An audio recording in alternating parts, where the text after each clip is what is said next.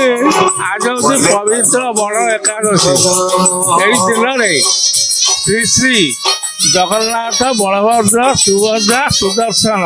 ये सुनार बेश हुंती तेणु आज आमर ये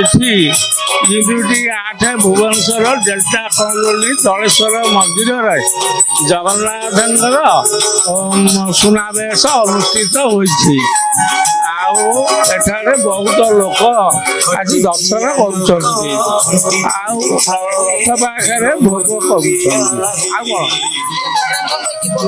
हाँ आज राति जो आज ये जो आमर हाँ सांस्कृतिक प्रोग्राम हम सब भजन समारोह हम बहुत खुशी अच्छी बहुत खुशी अच्छी समझ देखुं बहुत खुशी होमर वर्ष एटा नुआ कर आरंभ हो हाँ आगुरी एमती हुए